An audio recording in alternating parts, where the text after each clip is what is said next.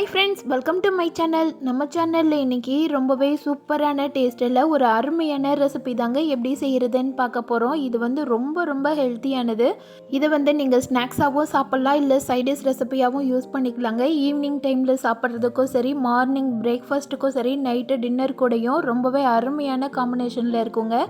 இது இட்லி, தோசை, சப்பாத்தி, பூரி, சாதம் கூட சாப்பிட்றதுக்கும் ரொம்ப சூப்பரான காம்பினேஷனுங்க. டேஸ்டான சுவையில் சன்னா மசாலா தான் நம்ம இன்றைக்கி எப்படி செய்கிறதுன்னு பார்க்க போகிறோம். வாங்க இது எப்படி செய்கிறதுன்னு பார்க்கலாம். இது செய்கிறதுக்கு ஒரு 1/4 கிலோ அளவு வெள்ளை சுண்டலை எடுத்து முதல் நாள் நைட்டே ஊற வச்சுருக்கிறேன். இது குறைஞ்சது ஒரு 5லேருந்து 6 மணி நேரம் ஊறணுங்க. அப்போ தான் சுண்டல் நல்லா வெந்து வரும், டேஸ்ட்டும் நல்லா கிடைக்கும். ஊற வச்ச சுண்டலை நல்லா கழுவிடுங்க. கழுவிட்டு அது முங்குற வரைக்கும் தண்ணி ஊற்றிட்டு உப்பு சேர்த்து குக்கரில் ஒரு 6 விசில்லேருந்து 7 விசில் வரைக்கும் வச்சு எடுத்துடலாம். அப்போ தான் சுண்டல் நல்லா பூ மாதிரி வெந்து வரும்.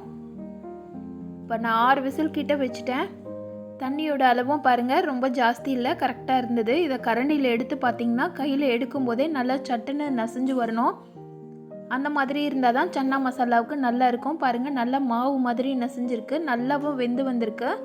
இதில் ஒரு 2 கரண்டி சுண்டல் மட்டும் தனியாக எடுத்து வச்சுக்கலாம். இப்போ மசாலா செய்ய ஆரம்பிச்சிடலாம். ஒரு பேனில் 2 ஸ்பூன் அளவு நெய் சேர்த்துக்கோங்க. இதுலேயே 3 ஸ்பூன் அளவு எண்ணெய் சேர்த்துக்கோங்க. இது நல்லா சூடானதும் ஒரு பிரிஞ்சி இலை, 3-4 பட்டை, கிராம்பு, ஏலக்காய், ஒரே ஒரு அன்னாச்சி பூ, இதெல்லாத்தையும் சேர்த்துக்கலாம். ஏலக்காய் 1-2 உணிக்கிட்டு சேருங்க. இது கூட பெரிய வெங்காயம் 2 பெரிய வெங்காயம் மிக்ஸி ஜாரில் தண்ணி ஊற்றாமல் அரைச்சி வச்சுருக்கிறேன், அதை சேர்த்துக்கலாம். சேர்த்துட்டு அதோட கலர் லைட்டாக சேஞ்ச் ஆகி வர்ற வரைக்கும் வதக்கிக்கோங்க. இந்த சன்னா மசாலாவுக்கு தக்காளியையும் வெங்காயத்தையும் இந்த மாதிரி அரைச்சிட்டு சேருங்க, டேஸ்ட்டு நல்லா இருக்கும். வெங்காயம் லைட்டாக கலர் சேஞ்ச் ஆனியே இது கூட இஞ்சி பூண்டு பேஸ்ட் 1.5 ஸ்பூன் சேர்த்துருங்க. அதையும் சேர்த்துட்டு அந்த வெங்காயத்தோட வதக்கி விட்டுடலாம். இஞ்சி பூண்டு நல்லா வதங்கி பச்சை வாசனை போனோடனே தக்காளி பழம் 3 தக்காளி பழம் அரைச்சி வச்சுருக்கிறேன், அதையும் இது கூட சேர்த்துக்கலாம்.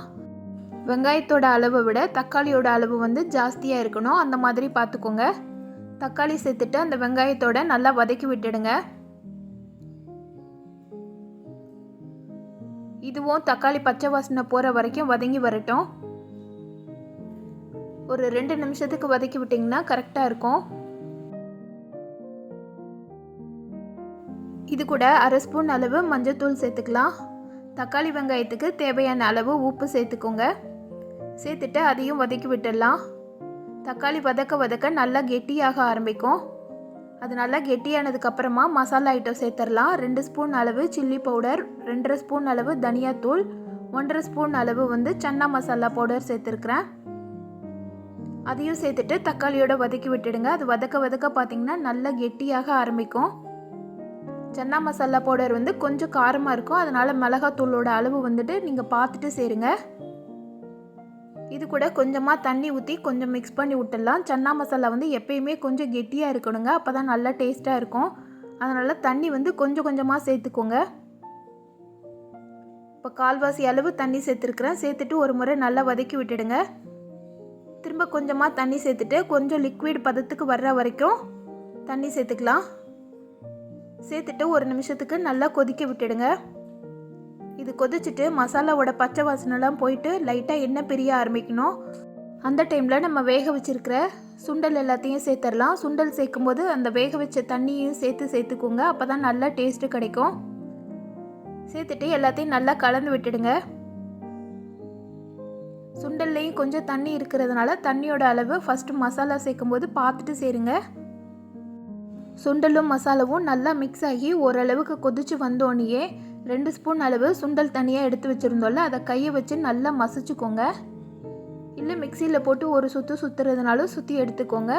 அதை இது கூட சேர்த்துடலாம். இந்த மாதிரி செய்யும்போது சுண்டலோட டேஸ்ட் நல்லா இருக்கும். அதாவது சன்னா மசாலாவோட டேஸ்ட் ரொம்பவே நல்லா இருக்கும். கிரேவியும் பார்த்திங்கன்னா நல்லா திக்கான கன்சிஸ்டன்சிக்கு வரும். அதையும் சேர்த்து 1 நிமிஷம் நல்லா வதக்கி விட்டுடுங்க. அது மாதிரி சுண்டலில் மேலே முழுசாக இருக்கிறத 1-2 நசிச்சு விடுங்க. இந்த சன்னா மசாலா பார்த்திங்கன்னா சுண்டல் நல்லா வெந்திருந்தால் தான் நல்லா ரிச் டேஸ்ட் கொடுக்கும். அதனால் முடிஞ்ச வரைக்கும் சுண்டல் கையில் எடுத்து நசிச்சோடனே நல்லா நசிகிற மாதிரி வேக வச்சு எடுத்துக்கோங்க. இதெல்லாத்தையும் சேர்த்து மிக்ஸ் பண்ணி விட்டு இந்த மாதிரி அளவுக்கு எண்ணெய் நல்லா பிரிஞ்சு கொதிச்சு வரணும். நீங்கள் லோ ஃப்ளேமில் வச்சு குக் பண்ணிங்கன்னா இந்த மாதிரி நல்லா பிரிஞ்சு வர ஆரம்பிச்சிரும். பாருங்கள் கிரேவி எந்த அளவுக்கு நல்லா கெட்டியாக இருக்குன்னு. இதுதான் கரெக்டான கன்சிஸ்டன்சி. இதுக்கு மேலே விட்டிங்கன்னா ரொம்பவே கெட்டியாயிரும். கடைசியாக இதை இறக்குறதுக்கு முன்னாடி 1/2 ஸ்பூன் அளவு கஸ்தூரி மெத்தியும் 1 கைப்பிடி அளவு கொத்தமல்லி தழையும் கட் பண்ணி வச்சுருக்கிறேன், அதையும் சேர்த்துக்கலாம். சேர்த்துட்டு எல்லாத்தையும் நல்லா கலந்து விட்டுட்டு எடுத்திங்கன்னா சூப்பரான டேஸ்டான சன்னா மசாலா ரொம்பவே ஈஸியாக ஹோட்டல் டேஸ்ட்டில் வீட்லேயே ரெடி பண்ணியிருக்கோம்.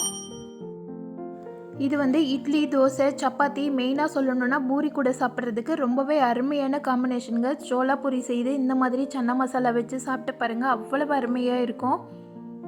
இந்த டேஸ்டான ரெசிப்பியை நான் சொன்ன மெத்தடில் நீங்களும் உங்கள் வீட்டில் செய்து பாருங்கள். செய்து பார்த்துட்டு எப்படி இருந்துச்சுன்னு சொல்லிவிட்டு கமெண்ட் பண்ணுங்கள்.